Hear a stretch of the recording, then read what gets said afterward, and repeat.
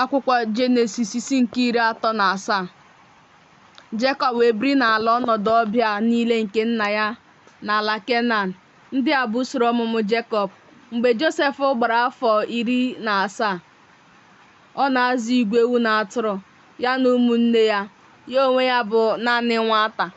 Ya na ụmụ Bilha na ụmụ Zilpa bụ ndị inyom nna ya yikọrọ zụọ ewu na atụrụ. Josef ewetara nna ha akụkọ ihe ọjọọ ha, ma Izrel hụrụ Josef n'anya karịa ụmụ ya niile, n'ihi na nwa agadi ya ka ọ bụ. O wee mere ya uwe mwụda nwere aka. Ụmụnne ya wee hụ na ọ bụ ya onwe ya ka nna ha hụrụ n'anya karịa ụmụnne ya niile. Ha wee kpọọ ya asị, ha apụghịkwa ịgwa ya okwu n'udo. Josef wee rọọ nrọ gosi ya ụmụnne ya. Ha wee kpọọ ya asị ọzọ karịa. Ọ sị ha, biko nụrụ nrọ nke m rọworo, ma lee, anyị onwe anyị na-eke ukwu ọka n'etiti ubi. Ma lee, ukwu ọka nke m biliri guzokwa onwe ya ọtọ.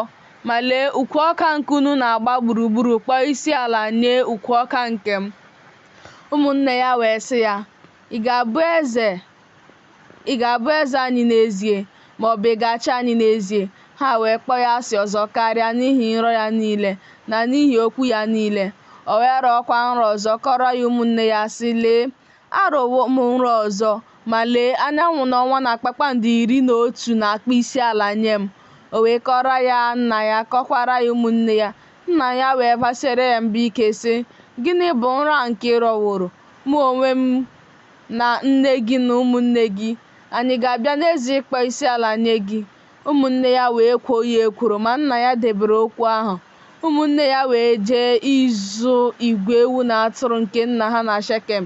Izrel wee sị Josef, ụmụnne gị ha adịghị azụ ewu na atụrụ na Shekem.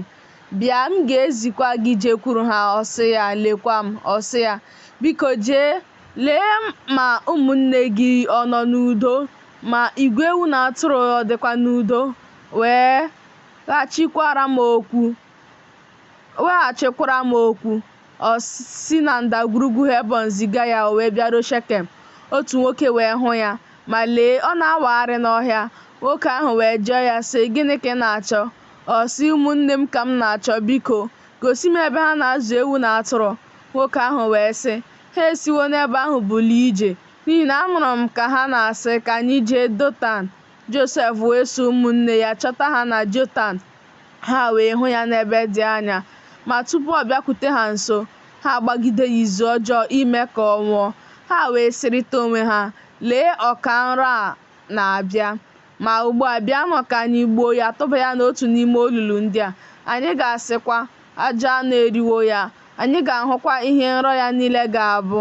Ruben wee nụ ya, napụta ya n'aka ha, sị, ka anyị ghara itigbu ya.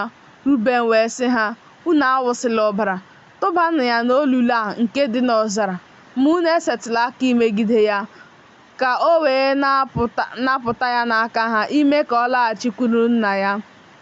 O ruo mgbe Josef bịakwutere ụmụnne ya, na ha yipụrụ Josef uwe ya, bụ uwe mwụda ahụ nwere aka nke dị n'ahụ ya. Ha kuru ya tụba ya n'olulu ahụ, ma olulu ahụ tọgbọrọ n'efu, mmiri adịghị n'ime ha. Ha wee nọdụ iri nri. Ha wee welie anya hụ, ma lee, ụsụ ije ndị Ishmel si na Gilead na-abịa. Kamel ha na-ebukwa ụda na balm na mee, na-eje iweda ya n'Ijipt. Juda wee sị ụmụnne ya, uru gịnị dị ya mgbe anyị ga-egbu nwanne anyị zoo ọbara ya? Bịanụ ka anyị ree ya nye ndị Ishmel ndị a. Aka anyị adịkwala n'ahụ ya, n'ihi na nwanne anyị bụ anụ ahụ anyị ka ọ bụ. Ụmụnne ya wee nụ olu ya. Ndị Midian bụ ndị ahịa wee gabiga. Ha wee sere Josef, si n'olulu dolite ya, ree Josef nye ndị Ishmel n'ọgụ mkpụrụ ego ọlaọcha. Ha wee kubata Josef n'Ijipt. Ruben wee bịaghachi n'olulu ahụ, ma lee, Josef anọghị n'olulu ahụ. O wee dọwaa uwe ya niile. O wee laghachikwuru ụmụnne ya sị, nwata ahụ anọghị, ma mụ onwe m, olee ebe mụ onwe m ga-eje? Ha wee chịrị uwe Josef bụkwa mkpi, bịanye uwe ahụ n'ime ọbara ya, ziga uwe mwụda ahụ nwere aka chịta ya nye nna ha, sị, Nke a ka anyị hụtaworo. Biko mata ma uwe nwa gị ka ọ bụ maọbụ na ọ bụghị ya.